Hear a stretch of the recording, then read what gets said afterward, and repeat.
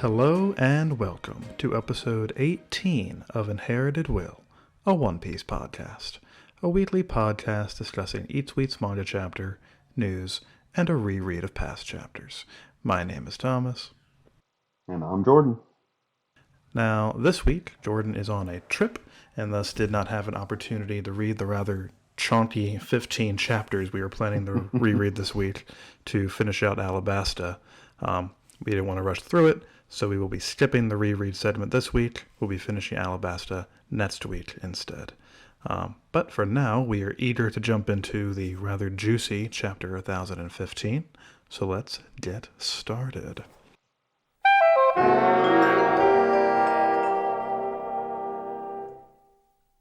With pleasure. We've got Senior Pink being treated like the baby he is. What a good boy. I mean, I have to imagine he was kidnapped basically by this stork, but he's got a bottle of alcohol, so he's just chilling. The stork is happy, so I really can't complain. Yeah, I think there's going to be some very surprised, new parents when they arrive at their destination, but there's probably also a confused baby out there in the world, but let's not think about that. Very lost, very sad, very replaced by this man-child. But moving on. Chapter 1015, Chains. Here we have Luffy, recently drowned, sucks for him. My man Queen chomping on your man Chopper. I'm sure he deserved it for saying something unkind about this poor, sweet dinosaur man's weird robot neck. Yeah, we can at least see this time that Chopper's head is not being eaten, which is good. That's definitely the picture that I got last time. But Yeah. Chopper will fight to live on live on to fight another day. I suppose so. For the moment, he seems to have kind of lost the will to fight, as he seems to be buying into this Luffy is dead propaganda. But we'll see soon that a good boy sets him on the right path sooner rather than later. Yes. But Chopper's not the only one. The Minks and the Samurai are also concerned about this terrible news. And I don't remember this man's name, but I remember seeing him previously, the spile user here with the gorilla punch. He's back on his feet after having eaten one of the millet dumplings from Otama. He's talking some trash, and pleased to see him again. He's one of the less terrible looking smile guys, I suppose. Less abrasive, yeah, I'll give you that. One of the more useful ones too. I imagine probably have to have 2 beds if your entire fist is a almost whole gorilla. So Yeah, that's a good point. But he's probably been living with it for a little bit now. You got to get used to that pretty quickly. I hope so. It's going to be a new reality TV show, Living with Gorilla Hands. Me and my monkey paw. Yeah, I'll fund that myself. I want his people to reach out to me. Izo and Kappa Man, Kawamatsu, a little bit concerned, not specifically about Luffy being dead, but how this news is going to impact troop morale, which, fair enough. Yeah, I like to see them be able to take a step back and see through it to look at the army overall, because that is exactly where their heads should be. Agreed. Then we have Sanji over here, not so concerned, and also using Zoro's body as a bat to smack people away. Yeah, the poor Toad guy that he hit, I don't know.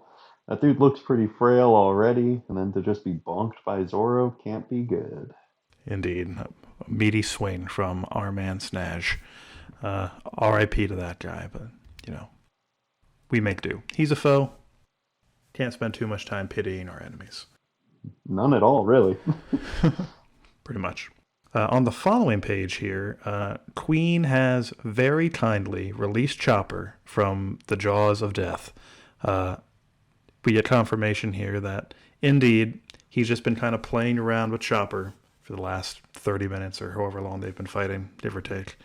But he wants more out of this guy. He's disappointed that he's crapping out already. Poor Chopper. Yeah, I don't know if he really has much of a right to be able to be saying that right now. Um, he does claim to be just playing with Chopper, but like Chopper did counter his Oni disease perfectly, so they're a match in at least one way. That's true, but at the moment they're in a physical fight, which Queen seems to have the advantage in. Well, for sure, but I'm just saying, like in the grand scheme of things, Queen is he's acting better than Chopper, and it almost feels like he thinks because he's stronger, he can act like he's better in every way, and he's just not. I agree with that sentiment, but I'm not sure it'll matter much if Queen murders Chopper. Well, yes, of course, but we already know that he doesn't, both because we read fiction and because we have read this chapter. Like, I never once feared for Chopper's life, you know? True. Don't think it's very likely that any of our Straw Hat boys are going to die now. Right. Maybe someday in the future. Sure, I don't think so. sure. But not in Wano for sure. Right. Also, I know that it's just like a shadow on his arms, but it looks like how Oda usually draws armament haki, the black hardening. Um, Mm. so I was confused for about 1 second looking at this panel. I'm like, hold on a second. Just kind of throwing that in there. Indeed. It would be awfully funny if he was just casually sliding in armament haki onto Chopper here, but don't think that's the case. Then we get your boy, Parasparrow. He actually kind of looks like you too. Oh, Shooting more candy arrows into the sky, trying to murder pretty much everyone else in the room that isn't, like a notable beefer, like Chopper, Marco, the main guys. At the same time, not super sure what's going on with Queen's mouth here. His teeth are shooting out needles. yeah. It seems like he has teeth coming out of his teeth, and it's Yeah, just disturbing. double teeth. I guess it's good for his biting capabilities. It's the Brachiosaur is a herbivore. I'm pretty sure. Yes. So, I would assume this is just another alteration. well, yes, but I'm just saying he would have had to do this because his natural dinosaur teeth not designed for chomping through giant deer.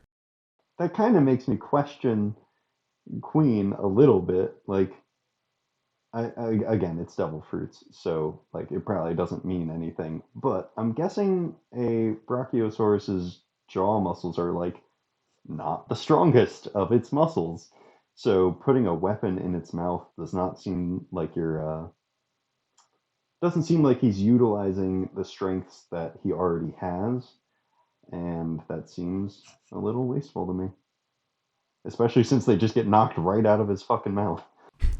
They sure do. I'm sure he's trying to overcome that weakness of having not particularly strong jaw muscles by lugging around that giant cigar, even in dinosaur form. Yeah, finding a lighter that big has to be a pain. That's right. Especially when he doesn't have real man hands right now. Right? It must take 3 people to get that cigar going. 3 people and a really tall ladder. But yeah, he's got weird needle teeth now going after Choppy. Fortunately for him, a brave lad bursts out of the wall, lights his foot ablaze, still carrying Zoro wrapped up like a mummy man, hits him right in the side of his fucking head. Rotisserie strike sends him spinning around real fast, real hardcore, blocking all of the candy arrows like a big, weird merry-go-round umbrella. So, are we to assume that this was one hit from Sanji? That's the way I took it, yeah. Beefy. Pretty incredible. I don't know how that really adds up for me. One of the main things that I don't understand is Queen flying away after the rotisserie strike. If I were to accept that this strike put all of the energy into this centrifugal force, right, and is making the head spin round, why eventually would Queen fly off in a direction? Maybe it's not his whole body spinning, but his neck just kind of spinning around, and then he eventually loses his balance, and that is what makes him fly into Parasparrow at the end. Okay. I guess I guess so. I was taking it more as I think more of a multi-hit combo because that makes sense for me for like the whole direction change and for why Queen's head spins around for as long as it does. But we never see Sanji really connect for another hit, so I guess it has to just be one really efficient kick. He picked just the right spot on the side of Queen's big dumb face to make this happen. Yeah. But I agree with you. It is a little unclear. This is one of those things that I'll be interested to revisit when the anime gets to this part to clear up the details of how this is going down. But for the moment, Queen has been knocked in the Parasparrow. Good for Sanji. Good for everyone who did not die from candy arrows as a result of this. Not good for Queen or Parasparrow themselves. Yeah, Queen did not seem like he was taking much damage from Parasparrow's arrows. Just wanted to throw that out there. They seem to be tinking off in the panels. Dark Souls style tink Yeah, uh, bouncing right on off his head.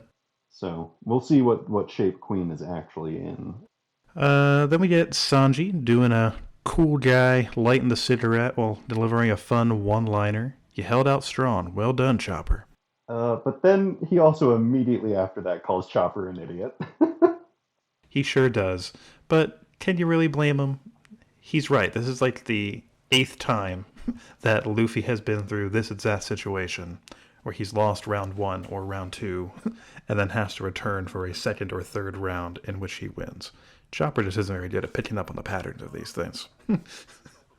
Sanji just felt a little bit more, I don't know, aggressive, almost like on the edge of being mean. But I think he's kind of in a mood right now, so I'm going to let it slide. Indeed. It's been a bit of a day for Sanji. He just got beaten up by a big, weird spider lady. I'm sure there were mixed emotions going on there. He had to deal with like carrying Law like a cool guy just recently. Wrapped up Zoro like a mummy man. That's true. Yeah, he's been working really hard in the background, pretty much for the past like 10 to 12 chapters.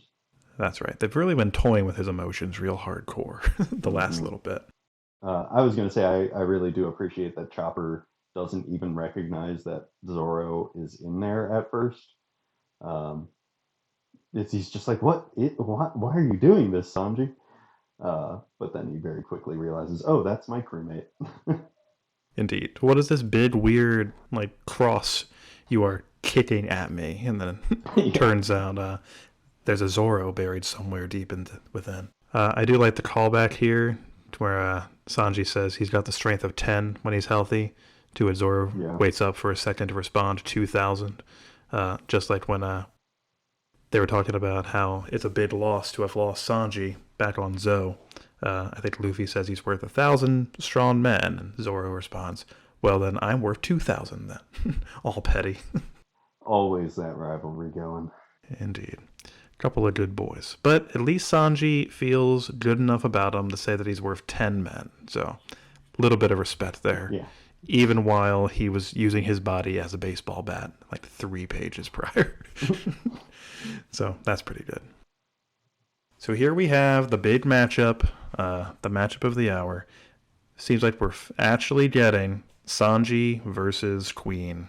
I and everyone else pretty much predicted this matchup long ago, but I'm very pleased that it appears to be actually for real happening.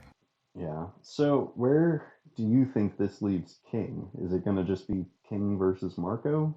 Because I don't really see Zoro taking him on. You mean in his current condition? Being all injured and such? Well, current condition and also just the matchup seems pretty poor to me. I think the following situation is pretty likely to happen. I don't think Chopper's doctoring skills, bandages, stints, the usual doctor stuff, is going to be enough to put Zoro back in action as immediately as we need him to be, right? So I think that he's going to need to get help from Marco, who is basically instant regeneration powers to a certain extent. And perhaps the two of them together can put Zoro in a reasonable fighting shape to maybe be able to take on someone as strong as King. But that kind of begs the question, all right, Marco is currently fighting King, we assume. So what is Marco going to do? And perhaps he is going to team up with Zoro to give him the aerial lift, perhaps, required to land hits on this man. That's my current best guess. Yeah, yeah, or maybe he needs to keep the flames on Zoro in order to even get him up and standing. So he needs to like be nearby to keep him stronger or something. I could see that. Yeah. Yeah, kind of have like the flames, like having a certain constant output to mitigate the Right. pretty bad damage he took from Kaido not that long ago. I could see that. Have to focus Yeah. on that for a little Yeah. while. But to touch on this Sanji thing one more time, this does give me hope about that rant I had a few chapters prior, how it seemed like Oda might not be giving the Straw Hats full-fledged fights like I would like him to. It kind of seems like for Sanji, and presumably Zoro at the very least, we're going to get that full cool guy battle we've been hoping for at the very least, because Luffy only just last arc beat a Yongo commander, Mm-hmm. and it took him like 12 hours and he almost died like 80 times.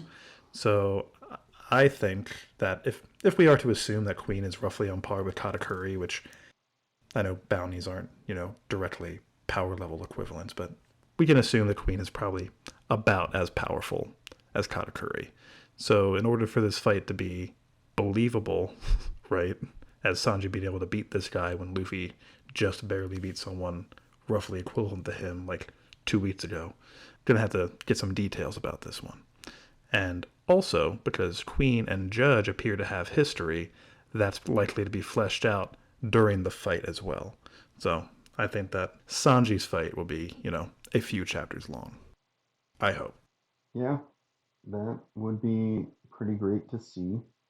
I'm not sold on us getting the same treatment for all of the Straw Hats. I think it would be wonderful, but Agreed. I I don't know. This chapter makes me wonder about Nami specifically, but like Usopp, I don't know about that. Still haven't seen page one get up or ulti. Right, Frankie, we see him for like a second, but like, is he gonna get more than half of a chapter to a chapter? It's too early to say, but I'm not holding my breath. Agreed. For Sanji, at least, his matchup with Queen appears to have some sort of narrative weight with like his connection to Mm-hmm. the Vinsmokes. But that's not the case so far with any of the other matchups we've seen so far, save perhaps Jinbei, since Who's Who Right. He knew his said. name or Mm-hmm. whatever. Right. Um, but like I said, that's not the case for everybody else. So Yeah, Nami now has beef, but that beef all came up in this arc. Like, it's the same as well. No, she has more than, again, say Frankie. Frankie just kind of showed up and is doing his job. Nami has been thrown around and antagonized and chased. Like, it is different to a degree, uh, but I just don't. I don't see the time being dedicated to that. I think the Luffy, Zoro, Sanji, Robin fights, and probably Jinbei as well, just because Jinbei needs to do something because he thinks he still needs to get in the water. Um, so I could see those. What did I just say? Five? Like those five fights being more of the main focus, at least. Like Chopper's not going to get his own fight after what has just happened, right? right, since he's already used up his full 30 minutes with the Rumble Ball, pretty much, Mm-hmm, mm-hmm. I can't see him taking on like a flying sits member with just his default transformations. So we'll see. We also haven't seen what the drawbacks are to his power yet. So maybe he'll That's get true. Good point. a small tussle with somebody else. I don't know. Could happen. But just to get back to the point on hand, like there isn't enough time in the day for Oda to cover everything. I think we will get some really good stuff and a few cuts here and there to other fights, but certainly not multiple chapters per Straw Hat. Agreed. I hope for it. Don't see it happening. Before we move on from Sanji and Queen, though, do you have any guesses about what Queen's relationship to Judge and therefore the Vinsmotes might be? I wish that I knew like their ages a little bit more, but I think it's safe enough to say that like maybe Judge and Queen both apprenticed under Vegapunk, or something along those lines. Like I could totally see them being not exactly interns, that idea for some greater scientists that set them on their paths, because they both ended up being having some of the same values, where they're willing to throw away their crew for advancement and just being downright nasty dudes. I could definitely see them having a common tie and a mentor. Part of what you just said has actually already been confirmed, not as like a apprentice role, but as Judge describes it at least. So take it with a grain of salt, I suppose. Maybe he's not telling the full truth. But according to Judge, before Vegapunk was like recruited by the world government, Vegapunk and Judge were kind of a science team researching the lineage factor before the world government decided, that's pretty weird and dangerous stuff you're going on there. Arrest everybody involved. Vegapunk got out of the situation by agreeing to work for the world government. Judge dipped, kind of founded his own country, pretty much using that technology. And that's why the Vinsmokes and the Kingdom of Germa are kind of a thing. So maybe Queen was like also on that team and they left on bad terms or something. Maybe Queen is mad because like, oh, Vegapunk is like a cool, rich scientist guy working for the government, and Judge is like a king now, and what am I doing with my life? I'm a dinosaur and I work for Kaido. Yeah, but he gets to dance and eat red bean soup, so Everything's kind of looking up for Queen. Plenty of people to experiment on. As long as he stays beefy and does what Kaido says, it's a pretty good life, I suppose. Who knows? Hopefully we get more of that when the fight actually begins. Time to move on from Sanji. I would love to talk about him all day, but can't do it. We're back on the first floor crawl space. Sure does look like Kanjuro and Kiku are dead from where I am sitting. Maybe they'll get up, but they sure do look dead to me. You know who's not dead yet, though? Kinemon. He took a big ol' hit, and you see on the following page that he's pretty roughed up, but not dead yet. So, with the bottom three panels where it's showing Momo and Kaido with the sword in between them, is this showing that, like, after Kinemon's swords were broken, he then, like, forced them into the club to slow it down, and that's why he survived? Is that what we're being shown? I think what has happened here is he took the full brunt of the hit from the club, smashed through his swords and all that. And then what we're seeing in that sword panel between Kaido and Momonosuke is him using the broken sword that you see in the panel above to kind of like stab into Kaido's pants to kind of pull himself up and try and buy some extra seconds. Because you see on the following page, with the panel of roughed up Kinemon, wheezing and coughing, his arm is raised. And you also kind of see in the panel on the bottom of that same page, Yeah, it does look like that. It's I guess I was a little tripped up there because they showed Momo. I see now that Shinobu is like in the background with Kaido there. I thought that they would have already been pretty far gone, so I thought this was more of a flashback thing. But I see what you mean. I think you are correct. I think Shinobu was just way slower than we thought she would be, despite being a ninja. She is carrying a child, so, can't run too fast. But then we get a little mini flashback of sorts to shortly after they time jumped, it seems, when they're setting up their kind of like alibi of sorts. They're going to claim that Momonosuke is Kinemon's son to hide his Kozuki heritage. And the implication I got from these panels is that over time, Kinemon just kind of actually started feeling that father-son surrogate relationship. So he feels like a personal connection to Momonosuke as opposed to just trying to protect the son of his lord.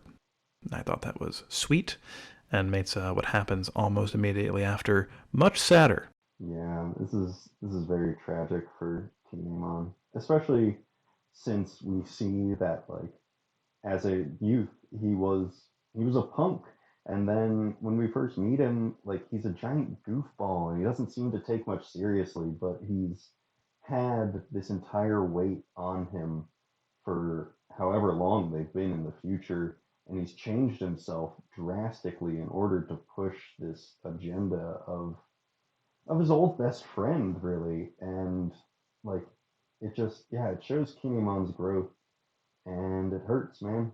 It hurts to see him go.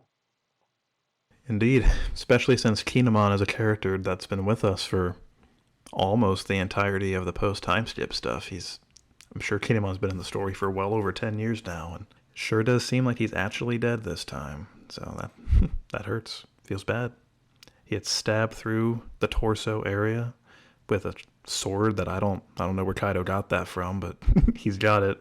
Yeah, yeah. The whole sword thing confused me too, but I decided there were plenty lying around. So, Probably. Then you even see in the background as Kaido's walking away, sword still in his body and through the floor, I assume. mm-hmm. It's looking awfully corpsey back there, Kinemon, but maybe Oda will still try to pull something. I'd be okay with that not happening. Agreed. I don't want Kinemon to be dead, but it sure does seem like this is finalized now, so. I think I understand what you mean. I hate to see him go, but I am fine with him being dead. Then we get a fun, sizable panel of a frog. That's pretty silly. Seems Momonosuke scooped that up from somewhere while they were running, and he's got an announcement to make. Apparently, the voice that Momonosuke was hearing in his brain last chapter was indeed Luffy. Luffy was calling out to him using the voice of all things, I assume. We haven't seen, well, I was about to say we haven't seen it really utilized in this way, but we basically have. That's how Zunisha called out to them Yeah. on Zoe. So I guess it just feels strange to me that like a person is basically using telepathy in One Piece, but that's where we're at. Yeah, thankfully it's a very specific form of telepathy, which makes it a little easier for me to accept. Um, but it is still weird. It's telepathy that only some people can hear. Exactly. Very specific. Makes you wonder what it is about Luffy and Momonosuke that makes them so special that they can hear it. If it's also specific to people that can hear the voice of all things, if they're also the only ones able to call out using it in this way. It'll be interesting to see how Oda develops this power later. Mm-hmm. Is this like a weird application of hockey that we don't understand yet? Is it fully distinct from it?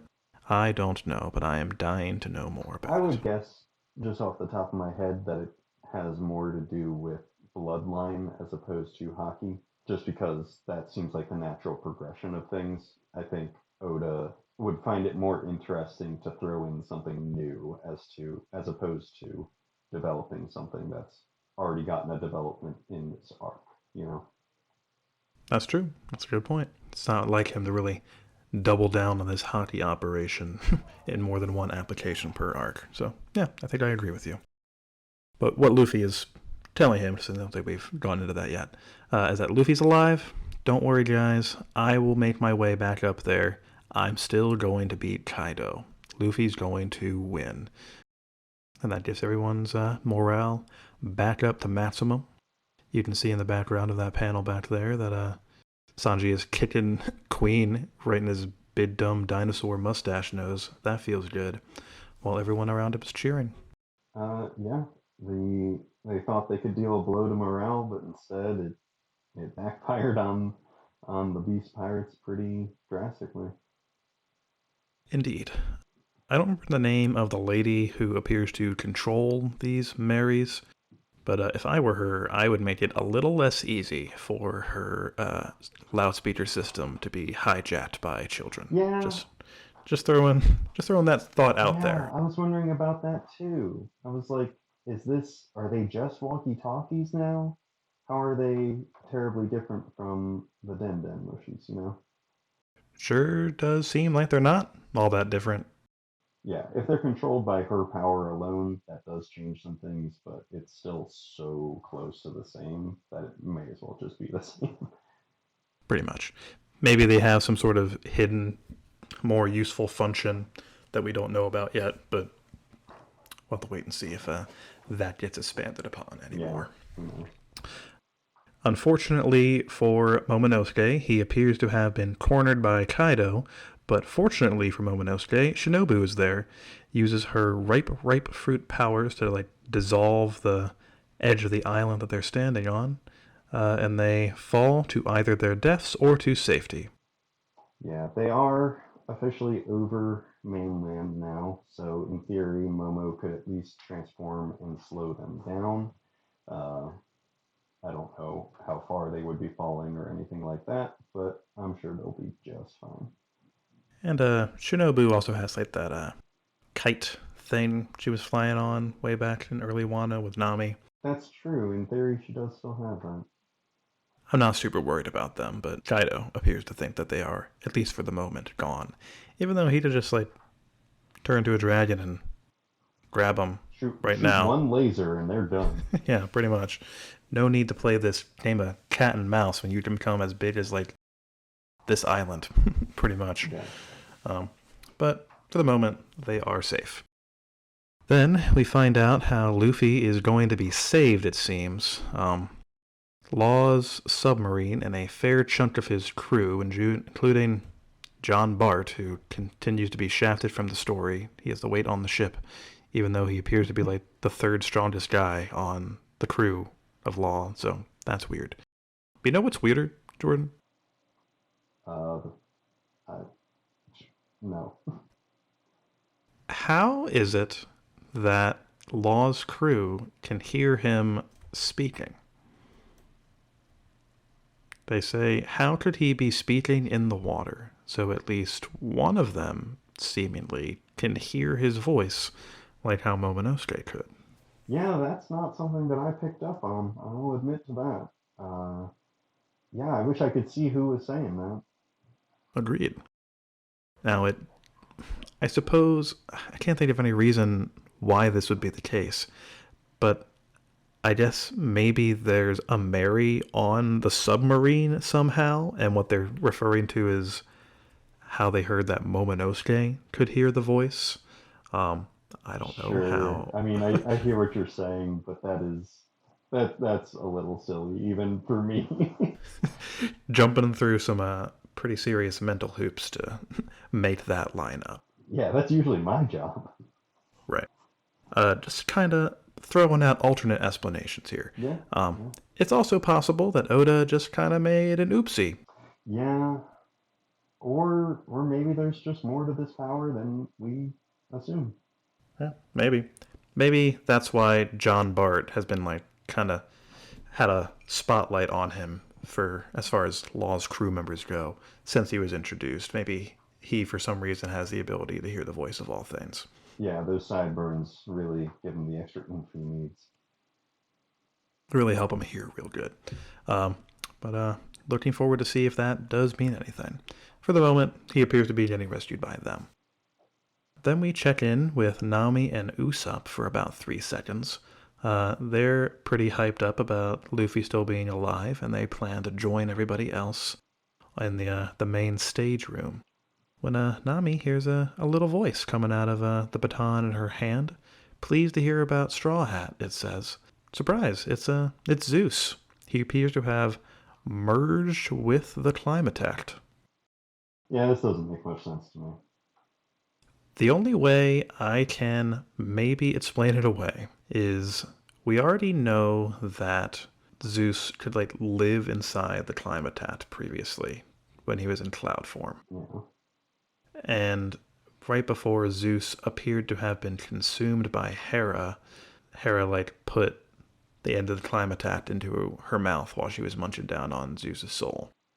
So maybe in that instant, Zeus like zooped into the climatat, or perhaps whatever was left of Zeus. Maybe Hera still managed to eat some of him, but that's my best and only guess. I don't remember Zeus's face appearing on the Climatax, but that, for all I know, that did happen. It feels weird. It feels almost as if the Climatact has now eaten a devil fruit, and that's just not true. But it feels extremely similar to that, and I don't know. Until he further explains, it's gonna just sit oddly with me. Maybe. You mentioning the Climatat looking like it ate a devil fruit. Maybe it is not that Zeus is inside the Climatat, but instead, maybe when Hera was munching on his soul energy, instead of him just going inside the Climatat in full cloud form, like I just suggested maybe he did, maybe he, and like as a soul, entered the Climatat in that way, and now the Climatat itself is a homie that is Zeus. Yeah. Maybe he's not a thundercloud anymore at all. He's just his soul is just inside the Climatat now. I guess with the help of Hera, that could happen. I was considering this as just Zeus's power alone, and I couldn't think of a way for that to make sense. But with Hera devouring what was left of him, yeah, I'll buy that a bit more at least. I have no doubt that this will be expanded upon the next time we see Nami, but for now, that's my current headcanon. Option number 2. Then we pop in with Big Mom, Kid, and Law for a couple panels as well. Mama thinks that they're just bluffing. If he fell into the sea, he's dead for sure. Even though Big Mom fell into the sea not all that long ago, and she sure doesn't look like she's dead. If she says it, it must be so, right? Of course. Law has Luffy's back, like usual, assuring everyone that, shut up, Luffy's gonna do it. This panel where he tells Kid to grow up and form an alliance with him, I don't know why, it like really got me. I know Law's always been a cool guy, but this is like an especially cool thing. I think he very quickly and easily knows how to handle Kid. Kid has been kind of a problem this entire time, right? He keeps charging ahead and being of no use and running off on his own. But now Law shows up and is just like, hey, let's get down to brass tacks. No funny business. And it seems like Kid's probably just going to be like, oh, yeah, okay.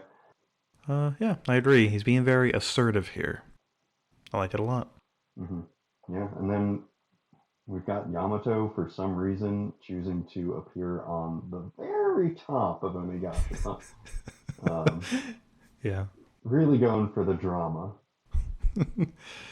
But there he is, standing on the tippy top, barely visible in that first panel that we see him in, yelling down to Kaido, "Yo, Kaido, you punk." Kaido, being a big burly man and wants to be treated with a little bit more respect from his son. I think you meant father, huh, Yamato? But that's not what Yamato meant. He's come here to cut those chains. We get the title drop in the very last word of the chapter, and it feels good. Oh, yeah. Yeah, gonna be a lot to learn in the upcoming weeks. I agree. I don't know. We don't really have a gauge yet for how strong Yamato is, especially considering he hasn't yet shown off his devil fruit power that he appears to have. Right. But I'm sure that he's certainly strong enough to carry this fight at least until Luffy can get back. Especially since I'm reasonably convinced we're going to get some sort of Kaido flashback during their conflict. So, yeah, Kaido flashback to a kaiju battle. I'd be into that. Right.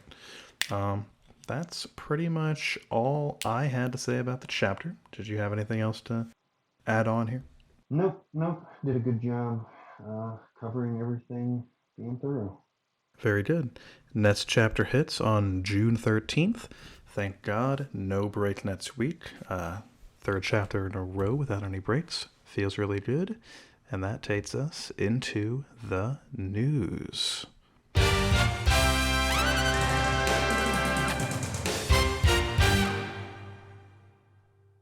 The only thing that we're going to talk about this week is the SBS. Just a couple days ago, Volume 99 was released in Japan, and with it, a new batch of SBS questions came out for us to discuss. As usual, we won't be going through every single thing, but a link to the full translation on Arthur's website will be available in the description down below. First up, the name and the basic ability of Kid's Devil Fruit has been revealed. Finally, this guy's been on the story for a long time, and we're only now learning his Devil Fruit. It's called the Jiki Jiki no Mi, or the Magnet Fruit. It provides the user with the ability to manipulate metal with magnetism, thus confirming what we've pretty much been suspecting from the beginning. Yeah, that one has been suspected for so long that I didn't know that it was only suspicion. Right? It's been in the story for like 20 years now, so it sure does feel like it should have been confirmed, but here we are. Mm-hmm.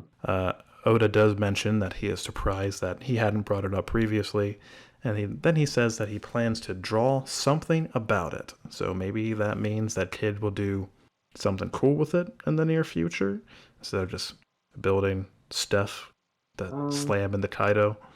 Could be. I took that as more of a maybe we will get some background info on Kid in the near future. That's true too. We really don't know anything about that guy, even though Oda's been putting him up on a pedestal alongside Luffy and Law. Yeah, I'd like to see an origin though, like see him actually find the Devil Fruit. Yeah, that'd be cool. Sure. I would love that. Yamato is revealed to be 28 years old, born the same year as Momonosuke, interestingly. His height is 2.63 meters, stated to be roughly 2 Luffy heights. That's a fun way to describe it. That's a very me thing to say, Oda. Yeah. And that's about a little over 8.5 feet tall for you American listeners out there. Very tall. I think that might be taller than Brook, as a matter of fact. Sure. Brook is roughly 8 feet. That sounds about right. His favorite food is, of course, Odin, but he also likes biting into raw salmon. Perhaps that's a hint towards some sort of tiger ability, maybe? Maybe a mythical tiger, perhaps? Maybe. That's a weird thing if it's not, like, devil fruit related. Yamato, don't eat raw fish. That's weird. Yeah. And then finally, I saved what I think is the juiciest one for last. Here's a fun thing that you may or may not remember, Jordan. In the Odin flashback, when Momo is born on Roger's ship, Roger makes a comment that it's been a long time since they held a baby, and that it reminds them of the old days. And then when he's asked about it in the SBS here, he dodges the question in the most suspicious way possible, with all the innocent whistling and such. Yeah. Seemed to imply to me and everybody else from the looks of things that something sketchy was going on with Roger's crew and a baby at some point. Got any thoughts or predictions about? I don't know who they would have had on their ship, because this would have been a full 20, I guess 27-ish years ago. So it would be someone around the same age as Yamato, and I don't know ages well enough to. Well, actually, no, you're right. To say because they said it had been ages since. Yeah, I don't know. I did think this was a nice, well, not nice. It was a little tidbit in the style of Oda, as he always does. But I got nothing. I did some digging into this, Jordan. Started thinking about who the youngest members of Roger's crew were, right, that we know of. And that appears to be Shanks and Buddy, being kids still at the time of Roger's death, right? So I went on the wiki, and I looked up how old those two kids are. Both Roger and Buddy are 39 years old currently in the story. Okay. And then I looked up, because I'm like, 39 years sounds kind of familiar, so let me look up another event that I know took place a fairly long time ago. Apparently, the God Valley incident, in which Garp and Roger went to God Valley, beat up the entire Rot's pirate crew, including Zebek himself. That took place 38 years ago. Mm-hmm. So, could it be, perhaps, that Shanks or Buggy, or maybe both, were like kids of Rot's pirate members? And maybe even Zebek himself? And were picked up by Roger after he and Garp smashed the place? I could see that for sure. And I could also see how Garp seeing Roger do that could push him on to what? On to Team Roger, kind of. Well, yes, A fan of sorts. yes, but I was gonna say to sort of do the same thing with Ace and Luffy, where he ends up taking them under his wing. Yeah, that's a good point. Maybe Garp saw this happen and was inspired. And that's kind of why, like you said, he took Ace specifically. Ooh. So what if that is true, right? And like we know that Luffy and Ace become pirates, but they were raised under a Marine. What if the two people that Roger raised actually became Marines, Maybe. right? Like that would be something I could see Oda doing. That's true. Yeah. Hmm. Hmm. Yeah. Certainly something to think about. I mean, no doubt this is going to be addressed again, considering how sketchy Oda was being about it. Yeah. But we don't really know anything about Shanks' origin or Buggy's. I'm inclined to think that Buggy's is going to be less vital to the story than Shanks's. We'll see. But yeah, we'll see what happens. Yeah. Like I said, those were the only like big important things that we really wanted to cover in the SBS. There was more stuff about like Caesar and the smile fruits and a couple other things. Sure. But if you want to read the full details about that, check out the link in the description down below. I was just going to say, if people decide that they would like to hear us talk about other things that were in the SBS, leave a comment or something. Talk to us on Twitter. Who knows? But let us know if you'd like to hear us specifically discuss anything, really. Yeah, agreed. So no manga reread this week. Just a few closing remarks before we go ahead and wrap this up. I want to give a quick thanks to those who have been listening these past few months. We just over the weekend hit 500 total downloads of the podcast. And while I don't really have a frame of reference if that's impressive for a podcast that's been a thing for as long as we have, but it sounds impressive to me. So thank you to the people who have been supporting the show. Yeah. If you like what we do, we'd appreciate it if you gave us a like on whatever podcast site you're using. Subscribe to the YouTube channel if you're listening there. Like Jordan said, leave a comment on something if you want us to talk about something specific. We'd love to keep this going for as long as people listen. And there might even be some extra stuff coming down the pipeline fairly soon, so keep an eye out for that. But Jordan, unless you had anything else to remark, guess we'll go ahead and wrap up here. Yeah, no, I gotta go. Okay, have a good one, and we'll be back next week with chapter 1016. Bye-bye. Bye, everyone.